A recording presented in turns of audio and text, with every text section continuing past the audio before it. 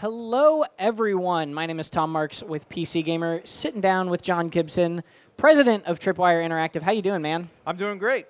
So you guys had the studio behind Red Orchestra, Killing Floor 2, Rising Storm, a whole bunch of shooters. You guys had Killing Floor 2 release out of early access last November, and then you've been updating it since then, right? We have. We've done a couple of really great updates for it. Cool. And but we're not here to talk about any of those. We're here to talk about Killing Floor Incursion, which is your guys' first full VR game that you're making set in the Killing Floor universe. And I think we're going to open with the trailer for that if you guys haven't seen it.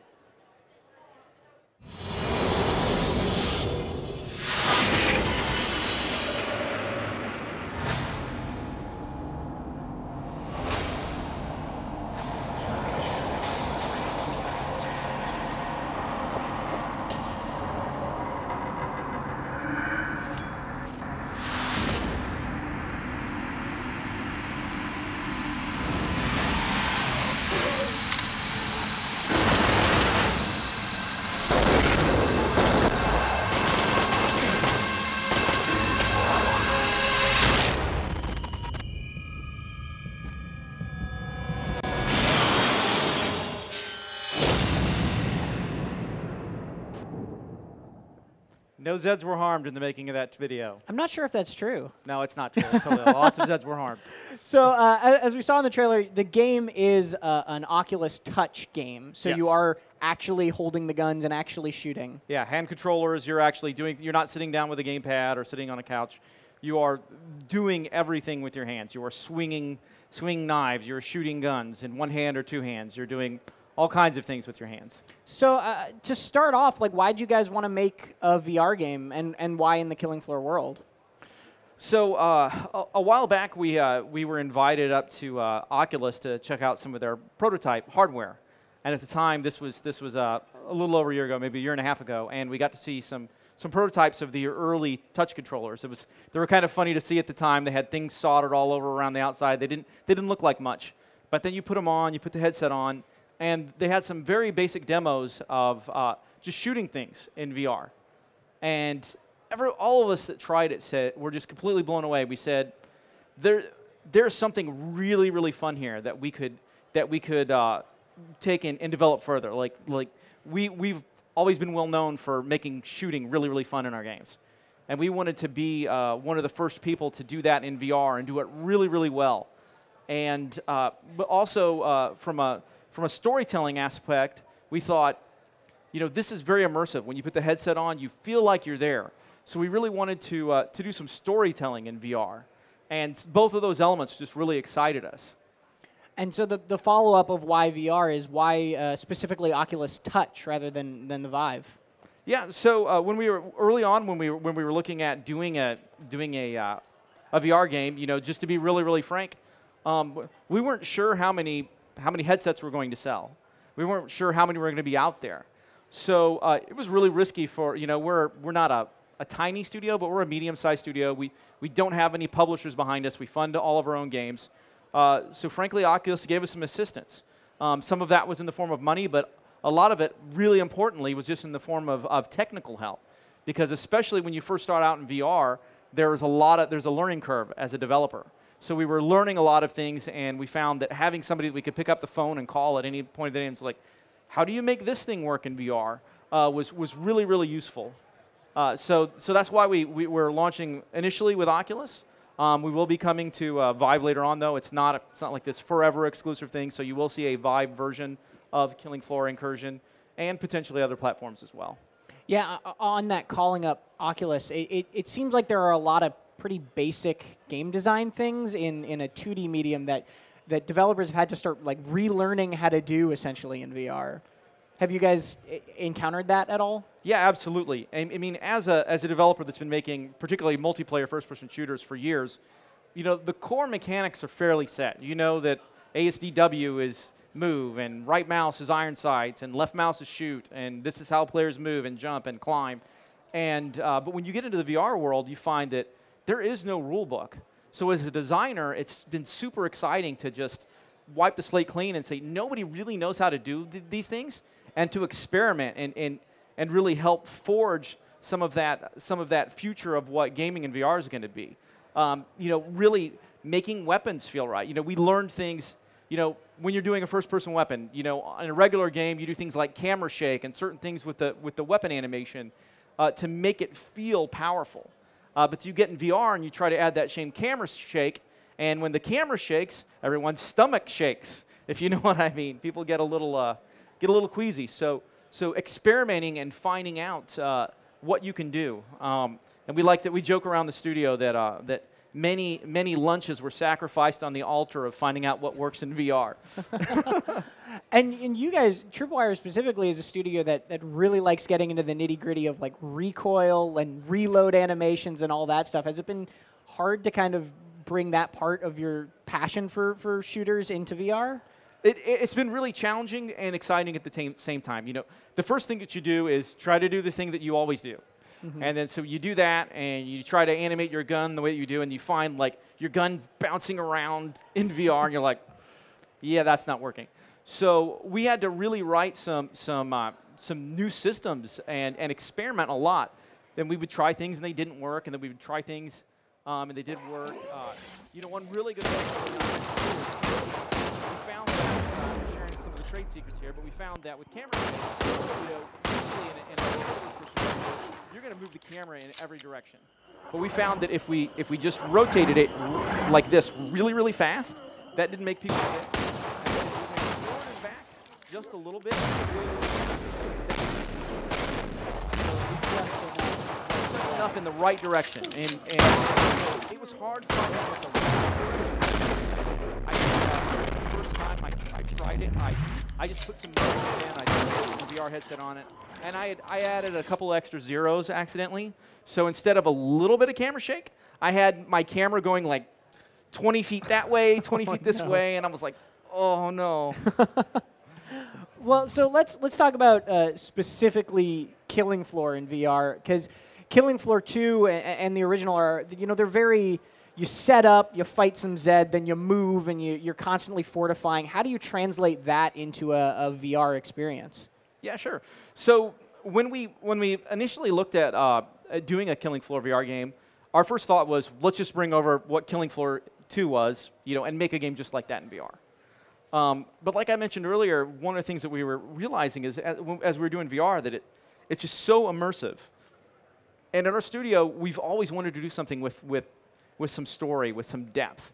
So we thought, if we can combine, really amazing gunplay in VR and story in VR, we can have something really, really unique.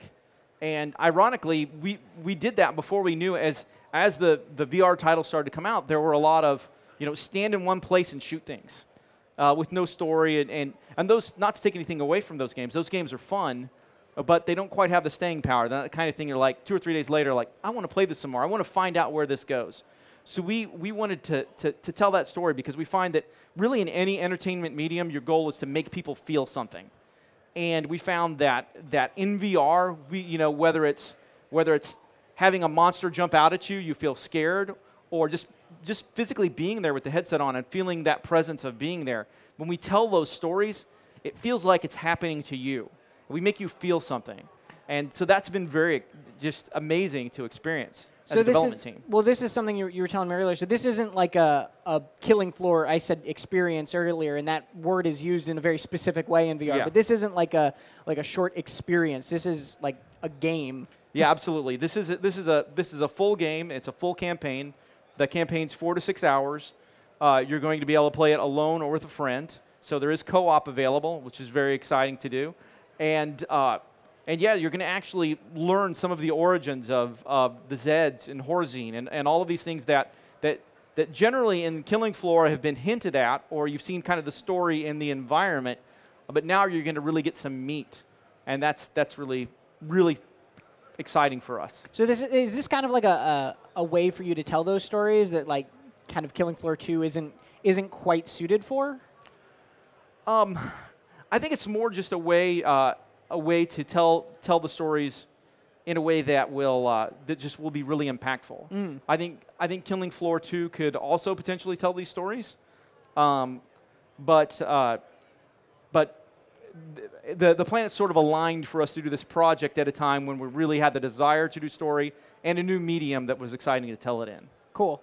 Yeah, I mean, it definitely, having played it, it definitely does make a difference when you're actually standing there. And you mentioned co-op, and I think that's an important part of it too, because you and I were playing together, and it's surprising how much comes across with just someone's like head and hand motions. And when you can see that, you can tell what they're thinking, what they're feeling, where they're looking. Yeah, I mean, it's really, the first time we started testing that in the office, I've played co-op games online for years. I hate to say, over 10 years, but over 10 years, I'm that old. And, when you're playing over the internet, you don't really feel like oftentimes that you're like there with the person.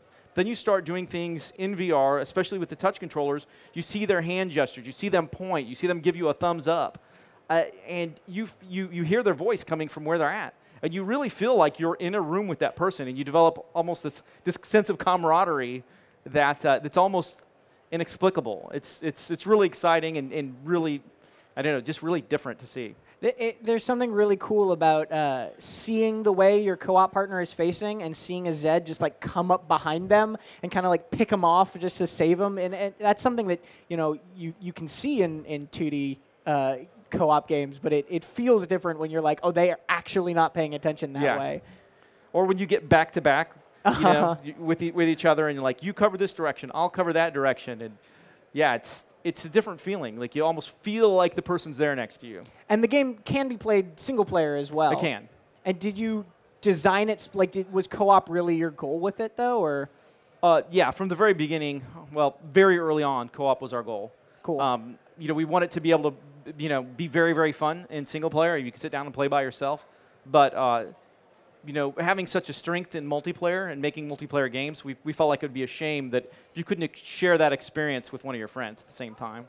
So the trailer that we saw earlier was also very, like, it had kind of a horror, survival horror vibe to it, which, Killing Floor has always been a terrifying, grotesque game, but, like, did you guys lean into any of those like jump scares or those survival horror kind of like staples with going to VR? Yeah, so Killing Floor, as you know, is it's usually fast-paced and lots of monsters in your face all the time, and we do have some of that fast-paced monsters coming at you, but there are also more quiet, scary times where a giant spider monster will jump out at your feet, or you'll surprisingly encounter a boss character. But also just getting some, as you mentioned, some of the survival horror aspects of having an adventure in there. You're trying to solve things. There might be instances where you're looking around to find things or to do things. And one of the things that was really neat I was telling Tom about earlier is kind of a neat VR lockpicking mechanic. Mm-hmm. So in games usually you're twiddling your thumbsticks or moving your mouse to do things, but we have like sort of it's hard to describe, but picture almost like a 3D lockpicking where you're sticking your hand in with the controller and you're rotating it, and you feel haptic feedback that lets you know if you're in the sweet spot, and you pull that out, and you're basically solving a lock in 3D, and it's the kind of thing that you couldn't do with a mouse. You couldn't do it with a gamepad. So playing to the strengths of having your hands and your whole body in a game. It's also something that was really unexpected in my mind from a Killing Floor game. I don't expect puzzles and lockpicking from a Killing Floor game. Right. Why? Can you just tell me a little bit more about like what kind of puzzles we can expect in it and why you guys went that direction? Yeah. So briefly, give you a little bit of the backstory. This is set after Killing Floor 2. As happens in the Killing Floor universe, things are getting worse and worse, and you are an elite Horzine soldier, and you have been put into this neurological simulation to for a specific reason that I won't give away. But within the simulation, things are happening where a virus has entered the simulation and is corrupting it, and is risking your life and a lot of other things. Basically, if the virus corruption takes over, you feel that you could die. So a lot of what you're doing is going through the environment and finding this corruption and clearing this corruption out, so that you can progress and so that you can retrieve some data that you're there to find.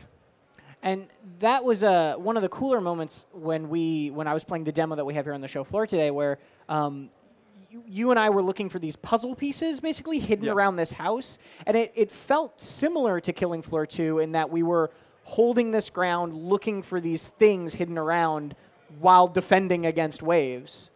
So it seems like you've made puzzles, but you've made them very Killing Floor puzzles. Yeah, I mean, typically there's most of the time there's always some threat in the world.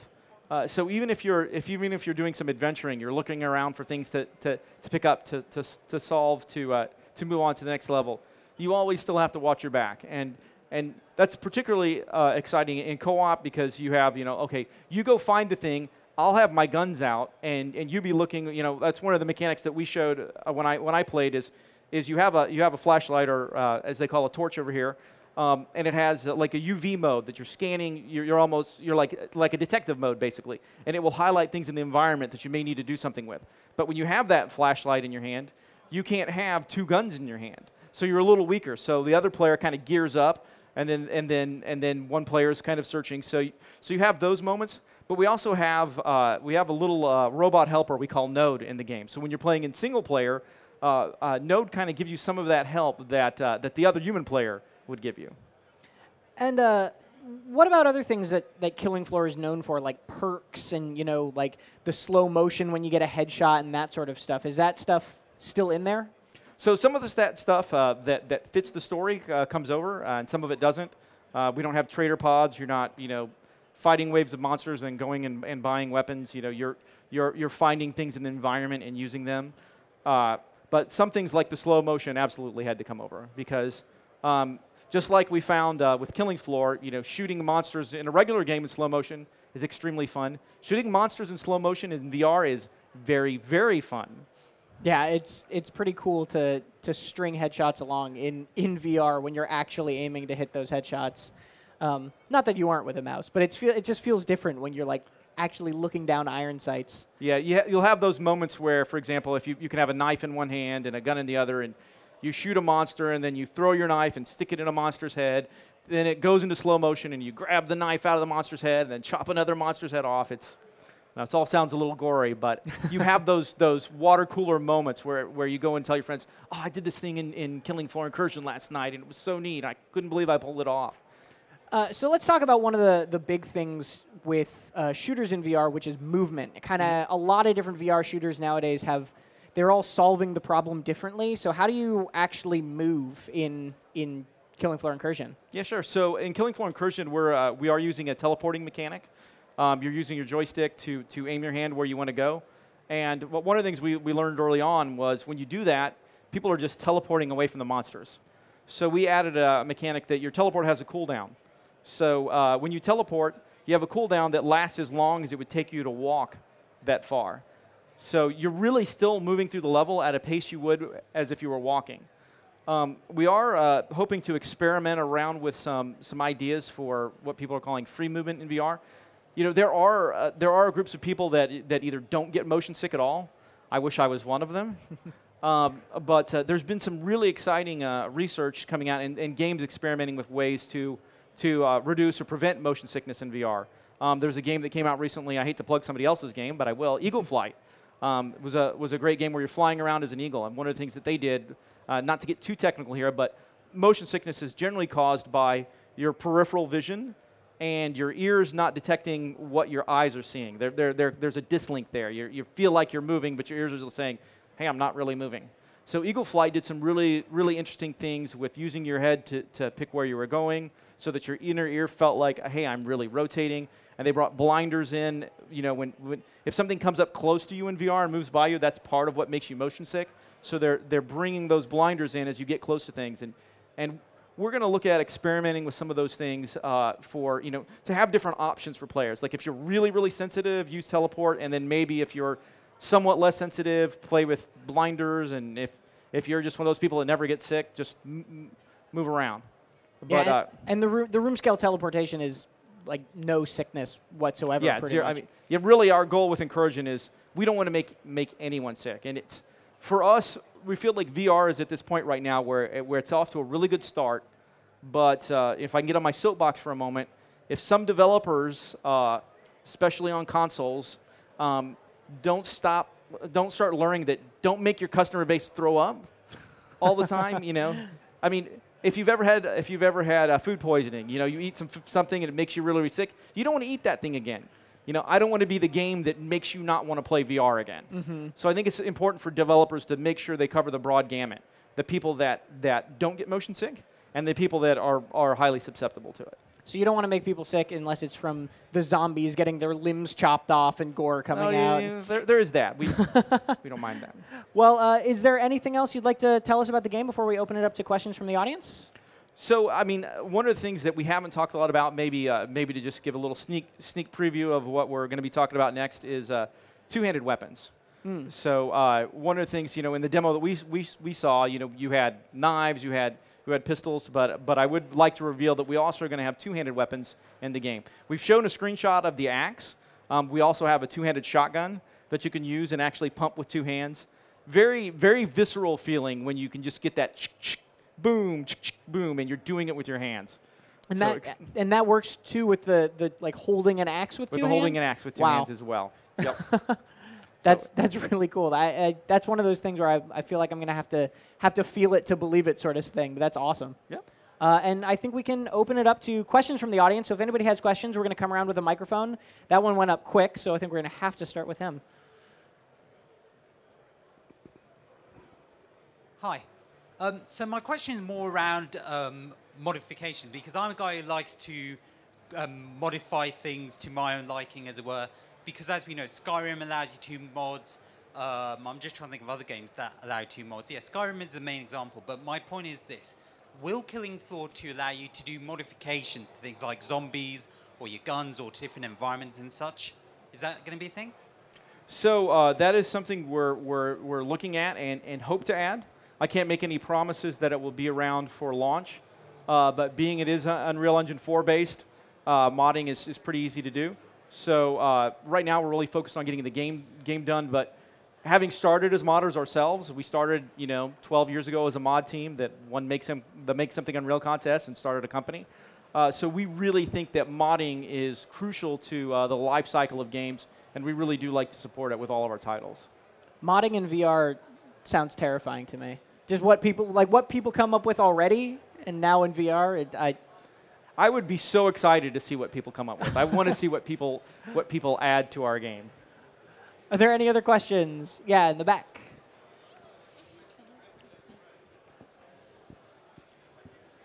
My favorite thing about the first Killing Floor was the neon weapon packs. Will we have that in Killing Floor Incursion? Because that would be great. That's a good question. Right now, we don't have any plans for the neon weapon pack, but you never know. I mean, like with VR is such a new thing. Every day feels like an experiment. So we're gonna release the game and then probably try things, and see what the fans ask for. So if we have lots of fans saying, "I want the neon weapons pack in VR," then you may see a neon's weapon pack. And Killing Floor 2 on Linux, because I have a best friend who won't play on Windows but needs it on Linux. So Please. Killing Floor 2, we have people working on Linux. If we haven't already, we're just about to launch the Linux dedicated servers. And that kind of paves the groundwork for possibly doing Linux. I can't confirm anything at this time, but having the servers is definitely a big step in that direction. Oh. How about down in front? And then we'll come Speaker back plus to the microphone corner. equals bad. Yeah. Hi, good afternoon. Good afternoon. I think it's very interesting to hear you talk about all the challenges that you have to face to make Killing Floor Incursion, from VR being very new, and how you said you don't want to make people sick and all that. What, in your opinion, is the biggest challenge of making this game for you and your team? The biggest challenge? I mean, the movement is the core challenge, but everybody's facing that. I think really making guns feel good, doing recoil. I mean, we've spent almost 15 years honing the art of making weapons feel powerful when you're shooting them on a regular computer screen. And translating that to VR has been such a huge challenge. I'll give you an example. When you're playing on a computer screen, you can have a gun animate up like this, and it doesn't feel wrong. It feels like, hey, it's on my computer screen, my gun is going up. But if your hand in the world is like this, and then you animate a gun going up, and your hand's pointing right here, I'm trying to shoot this monster right here, but your gun's pointing like this, it just doesn't feel right. So figuring out how much movement we can make a gun do. I mean, we had to develop all new procedural animation systems that can be interrupted so that when your hand does something, there's not this dislink. That's probably the biggest challenge. Thank you. I imagine we're at the point in VR development where, like, in a decade, people are going to look back and be like, I can't believe people did it that way, in the same way that we do that with normal game development now for 10, 20 years back. Yeah, there will be a lot of things that have people scratching their heads. There will be some things, developers, I think, will be finding things now that we'll look back on like we look back on Quake or Unreal and go, that's the way they did it then, and we're still doing it that way. So there's going to be kind of a mix, I think. Cool. I think there was a question in the back. Class 2 will be on the development stage in 5 minutes.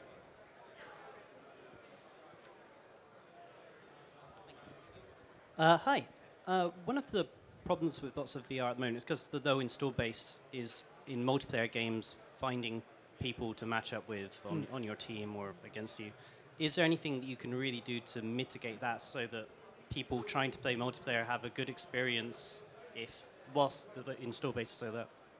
So there's a few things that we've looked at for Incursion to do. One, you'll notice I mentioned Killing Floor Incursion is 2-player co-op. It's not 6-player like regular Killing Floor, because with VR being kind of in the early days right now, it's harder to fill up a server with people. So with Incursion, you'll only ever need to find one other person if you want to play multiplayer. I think that's part of it, and then just making really really good and streamlined tools that help you match with other players. And fortunately, because we've done so much of that in the past, and we're pretty good at it, I think people have a really easy experience getting in with someone else to play in Killing Floor Incursion. Are there any other questions from the audience? We have time. There we go. Right in the back. What other content would you be planning to put into the game after release? What was that? I'm sorry? What other content would you be planning to put into the game after release? What other content? Yeah.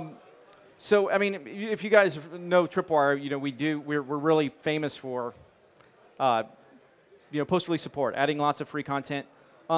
With this game, because it's such of an experiment, we're going to really have to see how it goes. If lots of people enjoy it and lots of people get it and lots of people are asking for more stuff, then it's highly likely that we'll do more content for it. If 3 people get it and nobody likes it, which definitely won't happen, then maybe it'll be different. But we hope that we're really trying to make what I would say is one of the first great, not the only, but one of the first great second-generation VR games. We sort of had the arcade generation of VR games that everybody's kind of trying lots of different things and figuring out what the small elements of games work.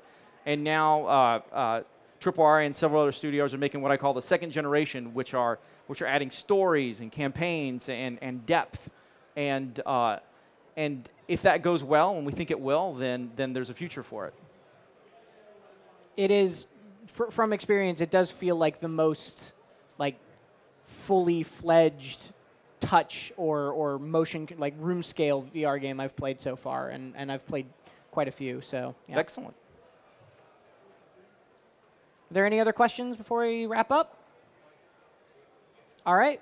Well, thank you very much for coming out. Thank you, It was Tom. a pleasure having you.